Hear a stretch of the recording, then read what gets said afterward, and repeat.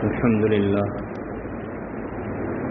لله نحمده ونستعينه ونستغفره ونؤمن به ونتوكل عليه ونعوذ بالله من شرور أنفسنا ومن سيئات أعمالنا من يهده الله فلا مضل له ومن يضلله فلا هادي له وأشهد أن لا إله إلا الله وحده لا شريك له وأشهد أن محمدا عبده ورسوله أما بعد أعوذ بالله من الشيطان الرجيم بسم الله الرحمن الرحيم إنا نحن نزلنا الذكر وإنا له لحافظون وقال الله تبارك وتعالى يا أيها الناس قد جاءتكم موعظة من ربكم وشفاء لما في الصدور وهدى ورحمة للمؤمنين وقال النبي صلى الله تعالى عليه وسلم اقرأوا القرآن فإنه يأتي يوم القيامة شفيعا لأصحابه أو كما قال النبي صلى الله تعالى عليه وسلم صدق الله العظيم وصدق رسوله النبي الكريم ونحن على ذلك لمن الشاهدين والشاكرين والحمد لله رب العالمين. گزشتہ جمعہ میں قرآن کریم سے اپنا تعلق جوڑنے کے متعلق کچھ باتیں عرض کی تھی کہ ہم لوگوں نے قرآن کریم کو بالکل چھوڑ دیا ہے، حالانکہ یہ اللہ تبارک و تعالیٰ کی طرف سے ایک ہم بندوں کے نام ایک پیغام ہے، ایک میسیج ہے. آج میں نے 2 آیت کریمہ اور ایک حدیث مبارکہ بھی آپ کے سامنے تلاوت کی ہے.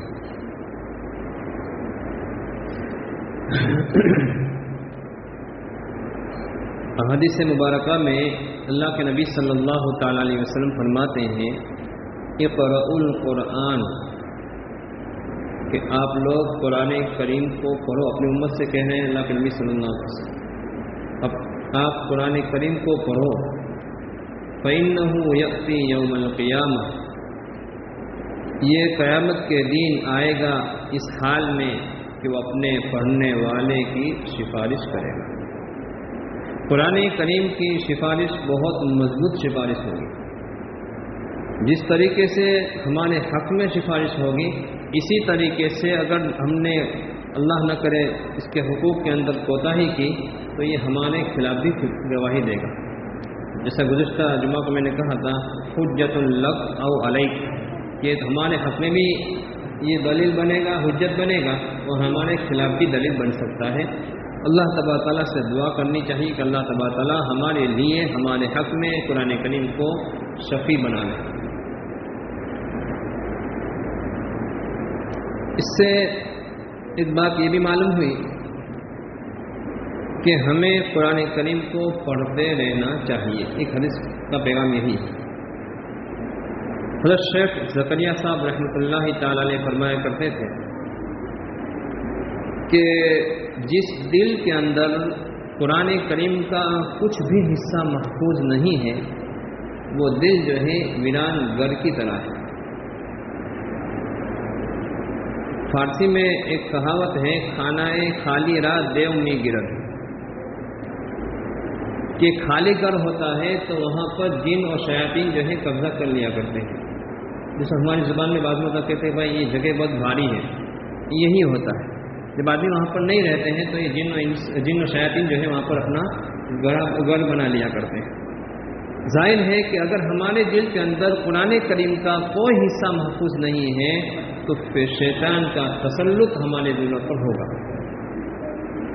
اس لیے ہمیں چاہیے کہ کچھ نہ کچھ ہم قرآن کریم کو اپنے دلوں میں محفوظ کریں، تھوڑا تھوڑا محفوظ کریں. میں آپ کو ایک بہت اہم بات بتانا چاہتا ہوں. حافظ بننا بہت آسان ہے. اب ظاہر ہے آپ کو سن کر کے بھی تعجب ہوتا ہوگا. نیت المؤمن خیر من عملہ، مومن کی نیت جو ہے اس کے عمل سے بہتر ہے. قرآن و حدیث کی روشنی میں یہ بات کہہ رہا ہوں، ذرا غور سے سنیے. ہم لوگ یہ سوچتے ہوں گے کہ ہمیں تو قرآن کریم پڑھنے بھی مشکل ہوتا ہے، برابر ہمیں پڑھنا بھی نہیں آتا ہے، اور حافظ بننا تو بہت دور کی بات نہیں. اللہ تبارک و تعالی اگر ہمارے لیے آسان فرما دے تو کوئی مشکل کام نہیں ہے، لیکن اس کے لیے ہمیں نیت کرنی پڑے گی. بہت آسان ہے، بہت آسان ہے. وہ کیسے؟ کہ ہم اپنے دل کے اندر پہلے تو یہ ارادہ اور نیت کریں کہ مجھے حافظ قرآن بننا ہے. کسی مدرسے میں نہیں بھیجوں گا، خالی دل کے اندر یہ نیت کر لے کہ انشاءاللہ مجھے حافظ قرآن بننا ہے. بس یہ پہلا کام ہوا. دوسرا کام یہ ہوا کہ اگر ہم قرآن کریم کو دیکھ کر پڑھنا نہیں جانتے ہیں تو وہ کسی سے ہم سیکھیں. کچھ نہیں تو کم سے کم روزانہ اس کے لیے 10 سے 15 منٹ نکالیں. یہ دوسرا کام ہے. اور اگر ہم قرآن کریم کو دیکھ کر کے پڑھنا جانتے ہیں تو روزانہ 1-2 آیت جتنا بھی ہو سکے یاد کرنا شروع کر دیں. یہ سبب ہے، دنیا دار الاسباب ہے. پھر کوئی کسی کو تلاش کر کے، کوئی حافظ ہے، کوئی عالم ہے، اس کو سنا دیا کریں. بہت سے مل جائیں گے ہمارے ماحول میں، کانگڑ کے اندر. صرف 2 آیتیں، 1 آیت جتنا بھی ہو سکے، لیکن روزانہ. ایسا نہیں کہ 2 دن کیا نے 5 دن چھوڑ دیا، پھر 2 دن کیا، یہ نہیں. پہلے تو نیت کرنی ہے، پکی نیت کرنی ہے. اللہ تبارک تعالیٰ ہمارے دلوں کی نیت کو دیکھتا ہے، اور پھر اس کے بعد ہم اس پر عمل کریں گے، یعنی محنت کریں گے، قرآن کریم کو یاد کرنے کی فکر کریں گے. یہ دوسرا کام ہوا. پھر جتنا بھی ہم سے یاد ہو سکے ہم اس کو یاد کرتے رہیں گے. کب تک؟ موت تک انشاءاللہ.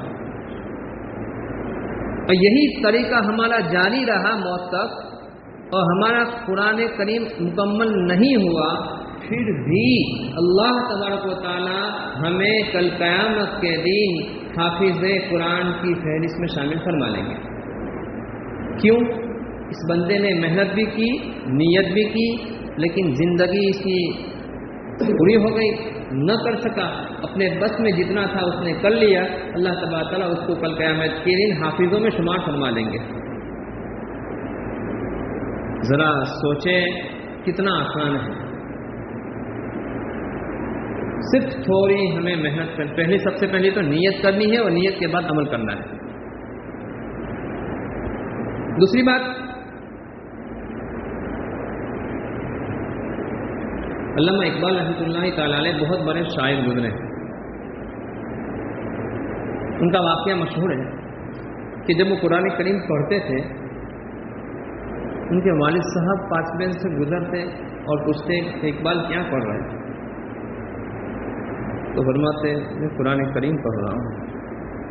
ایک دن ایسا ہوا، دوسرے دن پھر گزرے کہ اقبال کیا پڑھ رہے ہیں؟ تاکہ قرآن کریم پڑھ رہا ہوں. مسلسل کئی دن تک اس طرح سوال کیا، بس اور کچھ نہیں. یہ سوال ہوتا ہی جواب ہوتا، بس وہ چلے جاتے. ایک دن علامہ اقبال رحمۃ اللہ علیہ نے اپنے والد صاحب سے پوچھا کہ ابا مجھے سمجھ میں نہیں آتی بات کہ آپ روزانہ ایک ہی سوال کرتے ہیں. آپ دیکھ رہے ہو کہ میں قرآن کریم پڑھ رہا ہوں، پھر بھی آپ پوچھتے ہو کچھ کہتے نہیں. کہا کہ بیٹا یہی میں انتظار کر رہا تھا کہ تو پوچھے، تیرے پوچھنے پر میں بتاؤں گا. میں اصل میں تجھے یہ بتانا چاہتا تھا کہ پہلے جب آپ قرآن پڑھو تو پہلے اپنے دل کے اندر اس کی عظمت کے ساتھ کہ میں اللہ کا کلام پڑھ رہا ہوں. یہ کسی ایسے ویسے لوگوں کا میسج نہیں ہے، یہ تو میں اللہ کا کلام پڑھ رہا ہوں. یہ بات میں تمہارے دلوں کے اندر مجھے جمانی تھی، اس لیے مسلسل کئی مرتبہ میں نے تم سے یہی سوال کیا کہ کیا پڑھ رہے ہو. تو معلوم ہوا کہ آدمی غفلت کے ساتھ قرآن نہ پڑھے، پڑھ رہا ہے یہاں پر اور ذہن کہیں اور ہے. یہ قرآن بھی پڑھ رہا ہے، باتیں بھی کر رہا ہے، لوگوں سے باتیں کر رہا ہے، موبائل سے باتیں کر رہا ہے. ایسا نہیں ہونا چاہیے، بلکہ بالکل دل جمعی کے ساتھ، اس میں توجہ کے ساتھ آدمی پڑھتا رہے گا تو اللہ تبارک تعالیٰ اس کو قرآن کریم سے ایک تعلق نصیب فرمائے گا۔ امام رازی رحمۃ اللہ تعالی علیہ، ان کی تفسیر ہے تفسیر الکبیر۔ اصل میں انہوں نے ایک مجمع میں لوگوں کے سامنے ایک دعویٰ کر دیا، اس لیے کہ میں نے گزشتہ جمعہ کو کہا تھا کہ آسمانی جتنی کتابیں ہیں ان تمام کا خلاصہ قرآن کریم ہے، اور قرآن کریم کا خلاصہ سورہ فاتحہ ہے۔ انہوں نے یہ دعویٰ کیا کہ سورہ فاتحہ سے میں 10,000 مسائل نکال سکتا ہوں۔ آپ کو تعجب ہوگا، حضرت علی رضی اللہ تعالیٰ عنہ فرماتے ہیں کہ اگر میں سورہ فاتحہ کی تفسیر لکھوں تو 40 اونٹ پر گویا کہ اس کو اٹھایا جاوے ایک قول کے مطابق، اور ایک قول کے مطابق 70 یعنی 73 اونٹ پر اس کو اٹھایا جاوے صرف سورہ فاتحہ کی تفسیر میں لکھوں۔ یہ حضرت علی رضی اللہ تعالیٰ عنہ فرماتے ہیں۔ قرآن کریم تو اللہ کا کلام ہے، اس کی عظمت ہمارے دلوں کے اندر ہونی چاہیے۔ تو امام رازی رحمۃ اللہ علیہ نے جب یہ بات کہی تو لوگوں نے یہ کہا کہ یہ تو نہیں، سورہ فاتحہ کے اندر 10,000 حروف بھی نہیں ہے، شاید یہ بات میں نے گزشتہ جمعہ کو کہی بھی تھی، 10,000 حروف نہیں ہے اور 10,000 مسائل کہاں سے نکلیں گے؟ لوگوں کو تعجب ہو، لوگوں کے تعجب کو دور کرنے کے لیے میں نے تفسیر لکھنا شروع کی۔ ابھی سورہ فاتحہ شروع نہیں کی، اعوذ باللہ من الشیطان الرجیم کی تفسیر لکھی، اور صرف اعوذ باللہ من الشیطان الرجیم میں 10,000 مسائل میں نے نکالے۔ ابھی سورہ فاتحہ میں تو پہنچے نہیں۔ یہ ہے قرآن کریم، جنہوں نے اپنی اس کے پیچھے زندگیاں لگا دی ان کو یہ باتیں سمجھ میں آ سکتی ہے کہ اتنی سارے مسائل کیسے نکالے جا سکتے ہیں۔ میں نے بھی آپ کے سامنے 2 آیتیں کریمہ پڑھی ہیں۔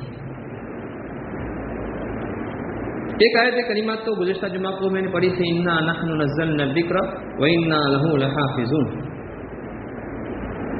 کہ اللہ تبارک تعالیٰ فرماتے ہیں کہ ہم ہی نے اس قرآن کریم کو نازل کیا ہے اور ہم ہی اس کی حفاظت کرنے والے ہیں۔ یہ مضمون میں نے گزشتہ بیان کیا تھا کہ قرآن کریم کی حفاظت کی ذمہ داری اللہ تبارک تعالیٰ نے لی ہے۔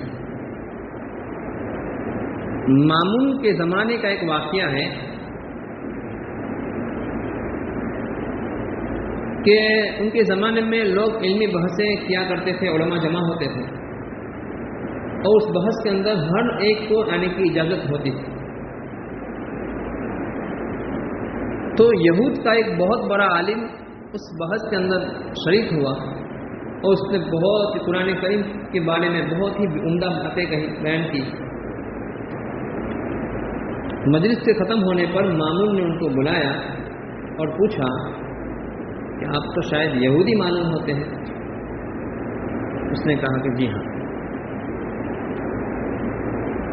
تو مامون نے کہا آپ ایسا کریں، اسلام قبول کر لیں، ہم آپ کا بہت اکرام کریں گے۔ اس نے یہ کہا کہ میں اپنے آبائی یعنی باپ دادا کا دین چھوڑ نہیں سکتا، اور چلا گیا۔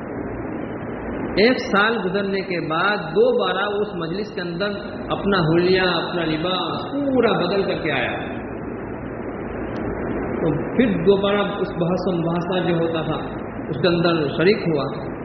مامون نے اس کو بلایا، کہا کہ آپ گزشتہ سال جو آئے تھے وہی ہو؟ کہا کہ ہاں میں وہی ہوں۔ لگتا ہے اب مسلمان ہو گئے ہو؟ کہا میں مسلمان ہو چکا۔ میں نے گزشتہ تو آپ کو کہا تھا، آپ نے انکار کیا تھا، اب آپ نے اسلام قبول کیوں کیا؟ اب یہ بات سنیے گا ذرا۔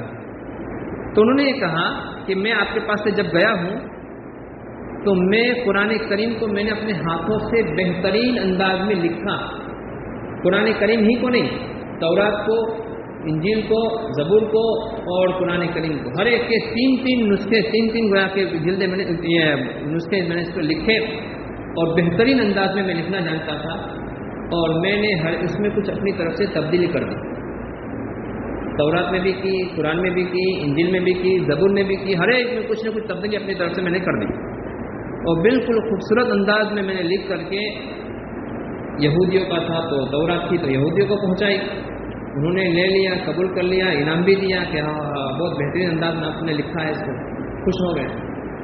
عیسائیوں کے ساتھ بھی ایسا ہی معاملہ ہوا، اور جب میں قرآن کریم لکھ کر کے مسلمانوں کے پاس گیا ہوں تو انہوں نے پہلے تو کھول کر کے دیکھا، اور دیکھنے کے بعد کہا کہ اس میں تو آپ نے اپنی طرف سے تبدیلی کی ہے، یہ قرآن ہمیں منظور نہیں۔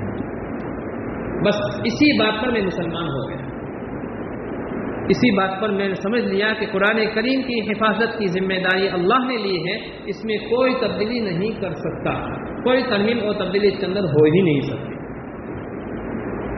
دوسرا واقعہ میں نے جو دوسری آیت پڑھی تھی، یا ایھا الناس قد جاءتکم موعظۃ من ربکم وشفاء لما فی الصدور۔ اس آیت میں بہت سارے مضامین ہیں، مجھے صرف اس میں یہی ایک مضمون سمجھانا ہے، شفاء لما فی الصدور۔ یہ دلوں کی بیماریوں کے لیے بھی شفا ہے، روحانی بیماریوں کے لیے بھی شفا ہے، اور جسمانی بیماری کے لیے بھی شفا ہے۔ اللہ کے نبی صلی اللہ علیہ وسلم کے پاس میں ایک صحابہ آئے اور کہا کہ میرے دل کے اندر تکلیف ہو رہی ہے، تو آپ صلی اللہ علیہ وسلم فرمایا کہ قرآن کریم کو پڑھو، تمہارے لیے اس میں شفا ہے۔ اب یہ واقعہ جو ہے میں ابھی آپ کو سنا رہا ہوں، یہ شفاء لما فی الصدور پر ایک غیر مسلم کو کینسر کا مرض ہو گیا، بیماری ہو گئی، نئی نئی شادی ہوئی تھی، اپنی بیوی سے ایک مرتبہ کہنے لگا کہ اب ڈاکٹروں نے مجھے گھر بھیج دیا ہے، میرا کوئی علاج نہیں ہے، میں چند دن کا مہمان ہوں۔ بیوی نے یہ کہا کہ آپ اب مجھ سے ایک بات کا وعدہ کر لیں کہ میں جو کہوں گی وہ مانیں گے اور کہیں گے تو میں آپ کا علاج کروں گی، کہیں علاج نہ ہو تو وہاں علاج ہو جائے۔ کہا کہ یار کیسی بات کرتی ہے، سارے ڈاکٹروں نے مجھے گھر بھیج دیا ہے، تو کیا علاج کرے گی؟ کہا کہ آپ میری بات مان لیں صرف بس۔ کہا کہ ٹھیک ہے۔ تو اس نے ایک جگ کے اندر پانی لیا، اور پانی لینے کے بعد اس کے اندر کچھ پڑا اور اس کو پلا دیا، اور جب بھی وہ پانی مانگتا اس کا شوہر تو اسی میں سے پلاتی تھی۔ چند دن کے بعد اس کو ایسا محسوس ہوا کہ میں ٹھیک ہو گیا ہوں۔ کہا کہ جائیے اپنا رپورٹ کرا لیجیے، ایک جگہ، دو جگہ، تین جگہ، ہر جگہ رپورٹ بالکل نیل اور بالکل نارمل آیا کہ کچھ ہے ہی نہیں آتا۔ اب اس کو تعجب ہوا کہ یار ساری دوائیں بیکار ہو گئی، یہ کون سا ایسا اس نے نسخہ پڑھ کر کے یہ پھونک مار دی ہے جس سے اچھا ہو گیا؟ تو بیوی سے جب پوچھا ہے تو کہا کہ پہلے میرا وعدہ پورا کیجیے، میں نے کیا کہا تھا آپ سے کہ میں جو کہوں گی وہ مانیں گے؟ کہا کہ ہاں ٹھیک ہے۔ کہا کہ کلمہ پڑھو۔ اب اس کے تو ہوش اڑ گئے، کہا کہ تو مسلمان ہے؟ کہا کہ ہاں میں مسلمان ہوں۔ اپنی بیوی سے پوچھ رہا ہے تب تو اسلام کب لائی، وہ کیسے لائی؟ کہا کہ وہ واقعہ میں بعد میں بیان کروں گی، پہلے تو کلمہ پڑھ لے۔ اب چونکہ مجبور ہو گیا تھا، رات وعدہ کر لیا تھا، اس نے کلمہ پڑھ لیا۔ اب اس نے جو پورا اپنا واقعہ سنایا ہے، میں مختصر آپ کو سنانا چاہتا ہوں، وقت ہو گیا ہے۔ اب وہ بیوی کہنے لگی کہ میں جب اسکول میں پڑھتی تھی تو میری ایک سہیلی مسلمان تھی، میرا اس کے گھر آنے جانا تھا، اور اس کی والدہ جو تھی وہ لڑکیوں کو قرآن کریم پڑھاتی تھی، میں نے اس کے ساتھ قرآن کریم پڑھ لیا تھا بچپن میں، مکمل قرآن پڑھ لیا تھا۔ اور اس کی والدہ جس کو میں خالہ کہا کرتی تھی، اس نے مجھے کہا تھا کہ بیٹا کسی کو کہنا مت، میں نے آج تک کسی کو نہیں کہا۔ جب میری شادی کا وقت آیا تو میں اس خالہ کے پاس گئی اور کہا کہ میری شادی ہو جائے گی، اب تو میرے لیے قرآن کریم کا یہ سلسلہ جو ہے ختم ہو جائے گا، میں قرآن کریم کیسے پڑھوں گی؟ تو اس خالہ نے اس کو کہا کہ کوئی بات نہیں ہے، میں تمہیں جہیز کے نام سے قرآن کریم دوں گی۔ اب ظاہر ہے کہ ظاہر قرآن دیں گی تو بھی مصیبت ہے، ماں باپ تو کافر تھے، تو ماں باپ سے اجازت لی اور 7 جوڑے کپڑے کے اندر اس کو پیک کر دیا اور ان کو گفٹ اور جہیز کے اندر ان کو دے دیا، اور کہا کہ یہاں مت کھولنا، گھر پہ جا کے کھولنا۔ اور ایسا ہی ہوا، اس نے گھر پہ جا کر کے قرآن کریم کو چھپا کر کے رکھ لیا۔ اپنے شوہر سے کہہ رہی ہے کہ آپ جب بھی نوکری پر جاتے تھے تو میں اس کو لے کر کے پڑھتی تھی، آپ کے آنے کا وقت ہوتا تھا تو میں اس کو رکھ دیا کرتی تھی۔ اس خالہ نے مجھے ایک نسخہ بتایا تھا کہ اس قرآن کریم کے اندر ایک سورت ہے، سورہ الم نشرح، اس کو اگر پانی پر پڑھ کر کے دم کر دیا جائے اور اس کو کسی مریض اور بیمار کو پلا دیا جائے تو اس کو اچھا ہو جائے گا۔ بس یہی سورت میں نے پڑھی، آپ پڑھ، اور اس کی وجہ سے آپ کو کینسر کیا تھا جو ختم ہو گیا، اچھا ہو گیا، اور آپ نے اس کا مشاہدہ کر لیا۔ یہ ہے قرآن کریم کا معجزہ، شفاء لما فی الصدور۔ یہ ظاہری بیماری کا بھی شفا ہے اور باطنی بیماری کا بھی شفا ہے۔ اللہ تبارک و تعالی ہمیں قرآن کریم سے خوب اپنا تعلق مضبوط کرنے کی توفیق نصیب فرماوے. اور قرآن کریم جیسے ابھی میں نے آیت یہ حدیث مبارکہ پڑھی تھی کہ قیامت کے دن یہ ہمارے لیے سفارشی ہوگا. اقرأ القرآن، قرآن کریم کو پڑھتے رہو، اس لیے کہ قرآن کریم کا پڑھنا ہم کل قیامت کے دن یہ قرآن کریم اپنے پڑھنے والوں کو وہاں تک نہیں چھوڑے گا جب تک جنت میں نہیں پہنچائے گا. اللہ تبارک و تعالی ہمیں ان باتوں پر عمل کرنے کی توفیق نصیب فرمائے. وآخر دعوانا الحمدللہ رب العالمین.